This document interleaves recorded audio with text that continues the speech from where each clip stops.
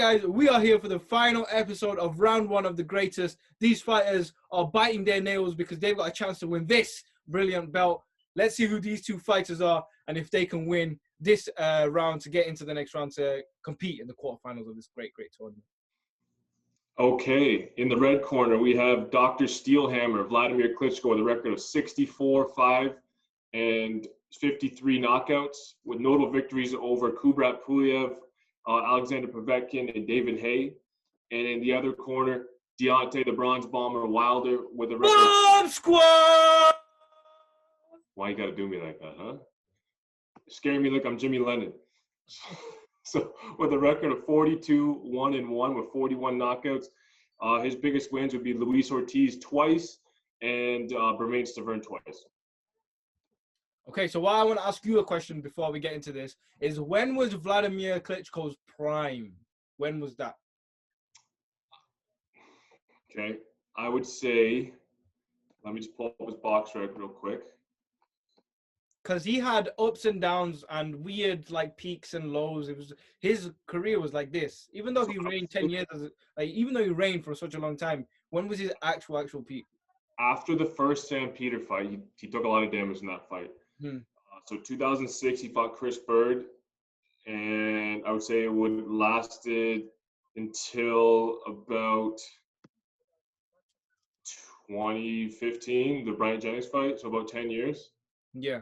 I'd say that as well, because he came. The reason I asked that was because when he came into the scene and he was still a young geezer, but people were rating him very highly, and then he had his lows as well. So he kind of did flourish later on in his life as he developed. That was one of the points you made a few episodes ago, that heavyweights do mature later, and I think Wladimir Klitschko is the perfect example of that. Okay, this fight's really interesting because one, we have some inside information from Dillian White, who says that Deontay Wilder was actually knocked out in training camp by Wladimir Klitschko. Klitschko brought them in for his fight a few years back. I can't remember whose fight it was, but he brought those two in. Dillian and Wilder were in the same camp, and Wilder was apparently knocked out.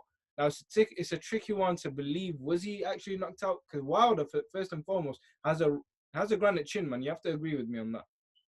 Yeah, but Klitschko's not called Dr. Steelhammer for no reason. That being said, it was a young Wilder. People get knocked out. Like Anthony Joshua, there's rumors that he got knocked out by David Price in sparring. Nobody thinks David Price is a better fighter than Anthony Joshua. I don't think sparring stories, especially when you're brought in as the opponent, because I was in what I believe was a Klitschko training camp. You're coming in as the opponent to give him work. So you're not in the same kind of shape as the guy getting ready for the fight. I don't think that's a fair judgment of how the fight went, but yeah, it's definitely something to talk about for sure. For sure. Ooh, hold on. I just figured out I could wear this as a watch. Oh no. Championship belt. This is what I'm flexing with. Oh, sugar. Right. This is going to stay on the King's watch till I have to present it. Right. Okay. Yeah, I agree with you on that sense. But looking at this fight, actually, like, I can't believe I got this in my hand. I just feel like an idiot. Looking at this fight, dissecting it a little bit, watching back the highlights of Vlad. Vlad was a very good technical puncher. The way he used to leap in with his left hook, bit like the Roy Jones-esque sort of leaping in left hook. The way his right hand obviously landed on Anthony Joshua, we saw that. But I don't think, even with his nickname, the Steel Hammer, I don't think he was exactly, I don't know. It's hard for me to rate him so highly because the opponents he had to face in his reign, in all due respect, wasn't like top tier opponents. They weren't killers, they weren't world beaters. So like, if I put him in any other generation, I feel like he struggles a bit. With that being said, not struggles completely, but puts up a good fight. I just don't see him being the best of them eras.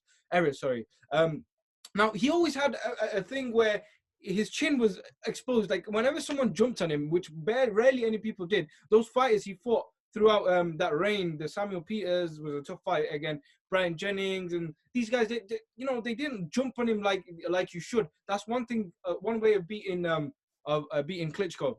He comes forward, yeah, with his long, weird jab, but he's not like pressuring coming forward like Tyson did that exposed Wilder. That was the only time we've seen Wilder exposed. It was when he's been backed up. Luis Ortiz did it as well, backed him up. Luis Ortiz coming forward shows that he showed that you have to keep on him or he will get that rest and recover and then knock you out. The man's got 40 knockouts and he's knocked down everyone he's fought. So for me, it's hard to see how, I'm gonna say this, how he doesn't knock Klitschko down. And Klitschko's been dropped plenty of times. We've seen him take shots upon shots, bro. Okay, Klitschko's a 77% knockout ratio, man. I know, but I still don't see. Again, against who though? Against who? Hold on, let me just name off some guys for you. Who did he knock out? Pulev. It was Pulev. Pulev was that big. Like Pulev was my height and was standing like this, trying to be an upright fighter. His chin was already there before he even threw the shots. Sam Peter, Hasim Rahman. Sam Peters is a tough guy. Hasim Rahman was out of it, bro. He was old. He was older, yeah. Chris Bird, undersized. Man, he's got some big wins, man. Yeah, big wins for that decade, but really compare those resumes to other fighters, man. The thing is, I think that era gets a lot of shit because the Klitschkos were so much better than everyone. I don't think they were that bad. When you look at the 80s era of heavyweights, people say it was a terrible era. No, Mike Tyson was just here. Everybody else was down here. I think the Klitschkos were just here. Everybody else was just way below them. When Klitschko teamed up with Emmanuel Stewart, he got that jab and grab style, and he kept his chin way back because he knows he can't take a right hand the way he thought he could. He's going to be hard for a tough fight. He's too technically sound for a guy like Wilder. You think Luis Ortiz gave him fits? Come on. No, but I see where you're coming from. I see the jab and grab style, and I feel like, but I still think Vladimir's chin is suspect. He gets hit a lot. And even if he doesn't get dropped, he gets hit a lot. And if Deontay Wilder catches him with those 10-ounce gloves, right? And how are you going to bet against? I know he's not technically the soundest boxer in history, but he's dropped every single person he's dropped one of the best boxers in history. Okay. Tyson Fury dropped him. Who hits harder, Tyson Fury or Wladimir Klitschko? As in one punch, single punch? Yes. Single punch, you'd have to go with Vlad. Thank you. And look at what Tyson did to... By coming forward, changing his tactics. He did stop him and drop him by coming forward, by implementing that tactic. Klitschko only did that when he had fighters hurt. And even though he came forward, it was, I don't know, it wasn't convincing to me. The way Fury did it was it was one of the best performances I've seen in a championship bout in terms of the way he dissected Wilder with the fundamentals still in place. Whereas Klitschko, you know, he had that, but again, it goes back to what I was saying. Who has he fought? Who was Wilder fought? Luis Ortiz twice is a good victory. Let me run down this man's resume for you, and you tell me who hasn't fought the competition. Okay. Tyson Fury, Ortiz, yes. Dominic Brazil, Fury, Ortiz again. Yes. Good opponent. Okay, hold on. There's two good names on his resume. Stavern, Gerald Washington, Chris Arreola, Artur Szpilka, Johan Duhaupas, Eric Molina, Bermain Stavern, Jason Gavin, Malik Scott. Come on, man. And you want to talk about who hasn't fought anybody? But he still knocked him out. He still knocked every single one of them out. You're betting against a man that has dropped every single person. Because he got exposed badly. The thing about Klitschko is he got exposed early in his career, made adjustments, came back, and became one of the greatest heavyweights to ever live. Yeah, he got exposed when he got backed up. Klitschko's backing up of people is not convincing to me. He's backed up the little guys. Deontay Wilder is tall. If I find it weird, I find it's just a tricky situation for me to see Klitschko do that to him. I don't know. He can't bully Klitschko. Klitschko's too big and too strong. They're similar height, bro. They're the same height, yeah. They're 6'6", 6'7", both of them. And Klitschko's like 245, bro. Did I put up a good argument though? You made a good argument. All right, let me now be serious. Okay, I do see Deontay Wilder hurting Klitschko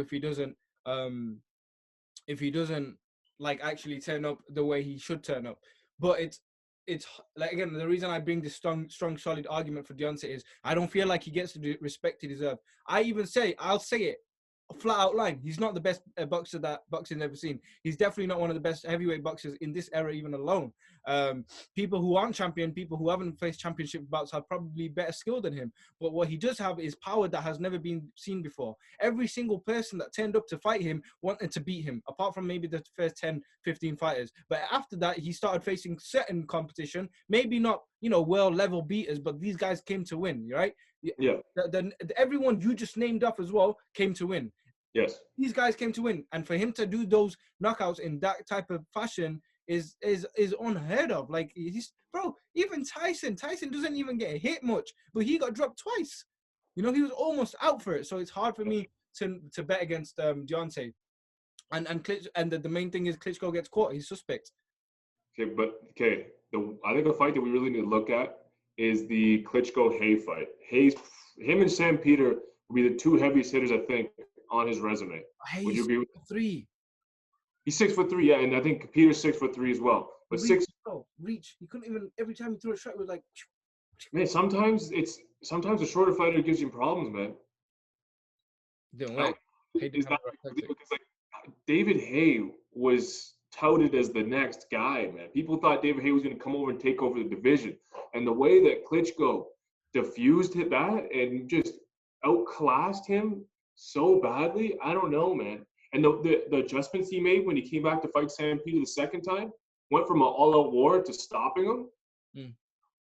I don't see the level that Wilder has to be able to stand there and trade combinations with Klitschko. Klitschko would be getting the shots off first, and he'd be holding on and wouldn't be getting hit.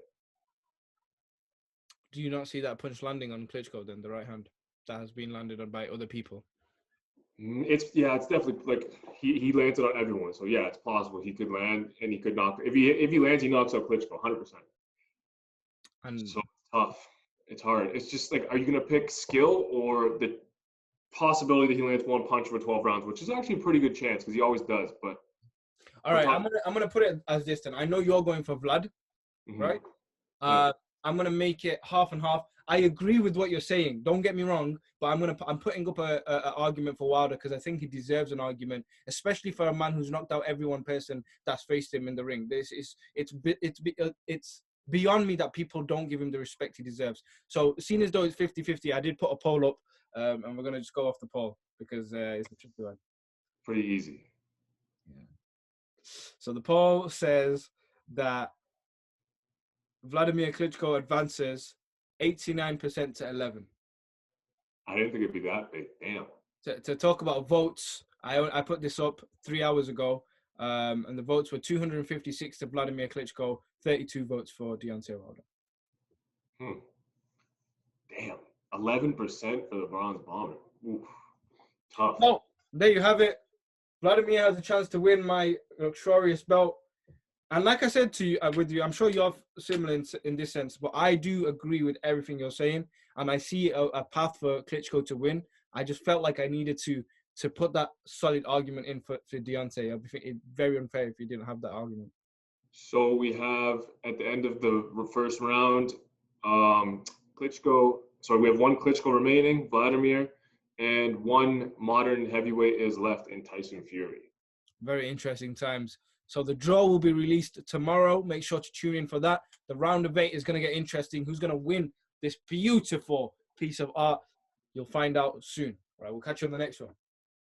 Hey Fight fans, it's Michelle Joy Phelps. If you haven't already subscribed to my YouTube channel, make sure you go ahead and do so by clicking this icon right here and hit the bell button so you can get notified every time we upload a new video. And we also have a free app available on iTunes and Google Play. So make sure you go and download that.